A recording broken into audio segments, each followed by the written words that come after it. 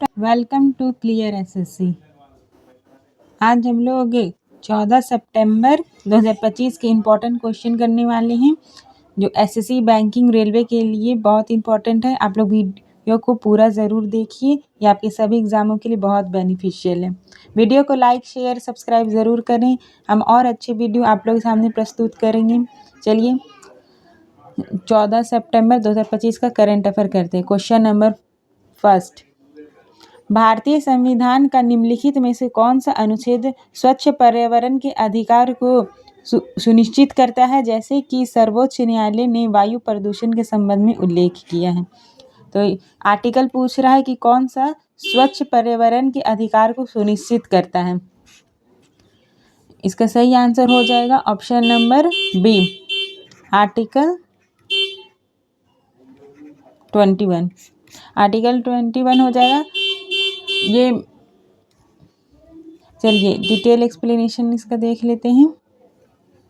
देखिए, अनुच्छेद 21 जीवन के अधिकार का प्रावधान करता है, जिसमें स्वच्छ पर्यावरण का अधिकार भी शामिल है। जैसे आर्टिकल 21 जीवन का अधिकार में हेल्दी लाइफस्टाइल भी एक अधिकार है, जीवन जीने का अधिकार है। हेल्थ अच्छी हो रहेगी तब इंसान भी स्वस्थ रहेगा और काम भी कर पाएगा और अच्छे से जीवन भी अपना व्यतीत कर पाएगा। भारतीय संविधान इसको लागू कब किया गया था? 26 जनवरी 1950 में। मुख्य प्रावधान मौलिक अधिकार डीपीएसपी, मौलिक कर्तव्य इसमें मुख्य प्रावधान है। रिलेटेड फैक्ट्स देख लीजिए। सुप्रीम कोर्ट ने कई बार पर्यावरण संरक्षण के अनुच्छेद 21 के तहत मान्यता दी है। पर्यावरण के संरक्षण को अनुच्छेद 21 के तहत मान्यता दी है। नेक्स्ट क्वेश्चन देखते हैं। प्रधानमंत्री नरेंद्र मोदी द्वारा हाल ही में शुरू किया गया ज्ञान भारतम मिशन निम्नलिखित में से किसके डिजिटलीकरण और संरक्षण से संबंधित है? तो मोदी जी ने अभी हाल ही में ज्ञान भारतम मिशन स्टार्ट किया है। ये किसका डिजिटलीकरण और संरक्षण से संबंधित है? इसका सही आंसर हो जाएगा option number B, traditional Indian manuscripts, पारंपरिक भारतीय पांडुलिपियों से। इसका एक्सप्लेनेशन की तरफ चलते हैं। देखिए, राष्ट्रीय पांडुलिपि मिशन 2003 में स्थापित हुई थी। इसका मुख्यालय नई दिल्ली में है। देखिए, भारत के पास लाखों पांडुलिपियां हैं जो विश्व धरोहर का हिस्सा मानी जाती हैं। नेक्स्ट क्वेश्चन,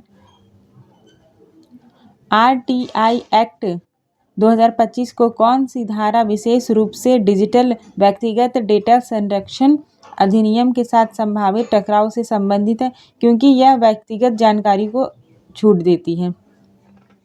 कौन सी धारा रिलेटेड है? कौन सी धारा डिजिटल व्यक्तिगत डेटा संरक्षण अधिनियम के साथ संभावित टकराव से संबंधित है?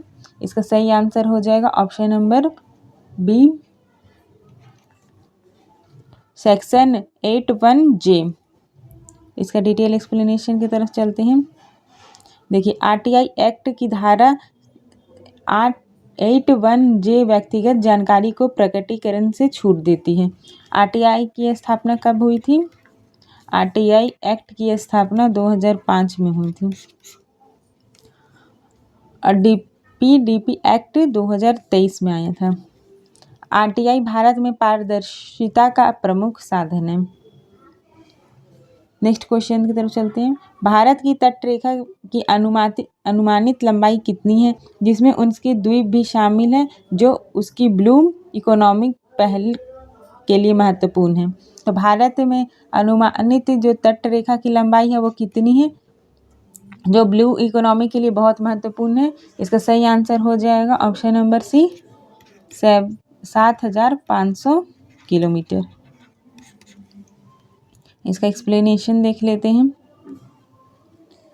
देखिए, भारत की तटरेखा लगभग 7,500 किलोमीटर लंबी है, जिनमें उनके 1200 द्वीप भी शामिल हैं।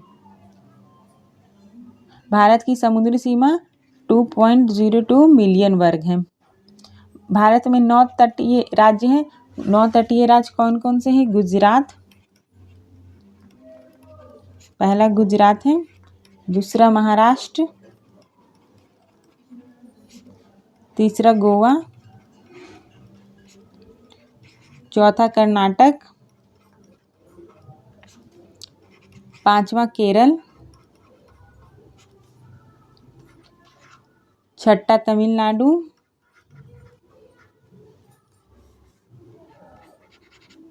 यहाँ लिख दे रहे हैं, वहाँ नहीं चल रहा पेन। तमिलनाडु। 7 नंबर पे है आंध्र प्रदेश।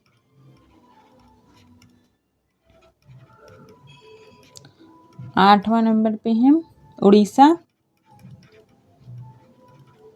और 9वां नंबर पे है पश्चिम बंगाल। ये 9 राज्य हैं जो भारत के तटीय राज्य कहलाते हैं। और 4 केंद्र शासित प्रदेश हैं। 4 केंद्र शासित प्रदेश, पहला है दमन एंड दीव, दूसरा है पौंडुचेरी, तीसरा है अंडमान एंड निकोबार और चौथा है लक्षद्वीप। ये 4 केंद्र शासित प्रदेश हैं। भारत में ब्लू इकोनॉमी जीडीपी का सबसे बड़ा योगदान करती है। नेक्स्ट क्वेश्चन की तरफ चलते हैं। निम्नलिखित में से किस राज्य में वर्तमान में भारत में सबसे अधिक सीमा विंग होमगार्ड बटालियन स्थापित किए? तभी किस राज्य ने सबसे अधिक सीमा विंग होमगार्ड बटालियन स्थापित किए हैं? इसका सही आंसर हो जाएगा, इसका सही आंसर हो जाएगा option number C, Punjab. Punjab इसका सही आंसर हो जाएगा। पंजाब की राजधानी चंडीगढ़ है। सीएम भगवंत मान जी हैं और राज्यपाल बनवारी लाल पुरोहित हैं। BWHG सीमाओं की सुरक्षा में सहयोग करते हैं। नेक्स्ट क्वेश्चन की तरफ देखिए। 2023 में शुरू की गई 75/25 पहल का लक्ष्य 2025 तक किन 2 बीमारियों से पीड़ित 75 मिलियन लोगों को मानकीकृत देखभाल प्रदान करता है? तो ये एक योजना चलाई गई थी 75/25 पहल। ये 2025 में कौन सी 2 बीमारियों से पीड़ित 75 मिलियन लोगों को मानकीकृत देखभाल प्रदान करता है? इसका सही आंसर हो जाएगा ऑप्शन नंबर सी, हाइपरटेंशन और डायबिटीज, उच्च रक्तचाप और मधुमेह। इसका एक्सप्लेनेशन देखते हैं। देखिए 75/25 पहल से उच्च रक्तचाप और मधुमेह से निपटने पर केंद्रित है। यह भारत सरकार स्वास्थ्य और परिवार कल्याण मंत्रालय द्वारा 2023 में लॉन्च किया गया था। नेक्स्ट क्वेश्चन की तरफ चलते हैं। उदयपुर को हाल ही में किस वर्ष प्रतिष्ठित रामसर वेटलैंड सिटी प्रत्यायन प्राप्त हुआ है?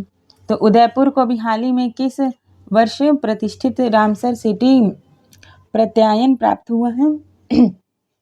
इसका सही आंसर हो जाएगा ऑप्शन नंबर सी, 2025। 2025 इसका सही आंसर हो जाएगा।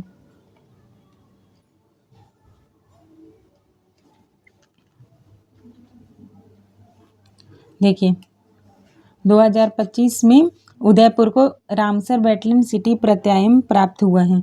राजस्थान की राजधानी जयपुर है। सीएम है भजन लाल शर्मा, राज्यपाल है कालराज मिश्रा।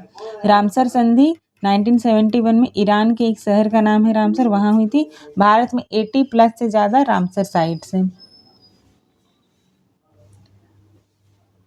चलिए नेक्स्ट क्वेश्चन की तरफ चलते हैं। तमिलनाडु का कौन सा शहर है भारत में पटाखों के उत्पादन का प्रमुख केंद्र है, जो कुल उत्पादन का लगभग 90% हिस्सा है?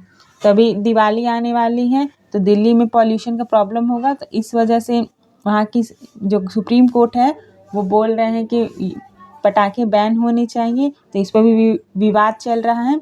तो सबसे ज़्यादा पटाखा कहाँ पे अभी उत्पादन किया जाता है? इसका सही आंसर हो जाएगा तमिलनाडु में। तमिलनाडु के कौन से जिले में? शिवकाशी जिले में। डी इसका सही आंसर हो जाएगा। देखिए शिवकाशी भारत में पटाखा उद्योग का केंद्र है। तमिलनाडु की राजधानी चेन्नई। सीएम है M.K. स्टालिन, राज्यपाल है R.N. रवि। नेक्स्ट क्वेश्चन की तरफ चलते हैं। भारत में सूचना का अधिकार अधिनियम 2005 किस संगठन के नेतृत्व वाले आंदोलन से प्रेरित है? तो आरटीआई का अधिनियम 2005 में आया था। 2005 में आया था। ये किस संगठन के नेतृत्व वाले आंदोलन से प्रेरित है? इसका सही आंसर हो जाएगा ऑप्शन नंबर बी, मजदूर किसान शक्ति संगठन। मजदूर किसान शक्ति संगठन से ये प्रेरित है। आरटीआई एक्ट 2005 में आया था और लागू 12 अक्टूबर 2005 से हुआ था। यह नागरिकों को सरकारी पारदर्शिता का अधिकार देता है। नेक्स्ट क्वेश्चन देखिए, निम्नलिखित में से कौन सा दिए गए पाठ में उल्लेखित भारत में पांडुलिपियों के लिए एक प्रसिद्ध भंडार नहीं है? तो इसमें से कौन सा है जो निम्नलिखित भारत के पांडुलिपियों के लिए एक प्रसिद्ध भंडार नहीं है? इसका सही आंसर हो जाएगा नेशनल म्यूजियम न्यू दिल्ली। सी इसका सही आंसर हो जाएगा। इसका एक्सप्लेनेशन देखते हैं।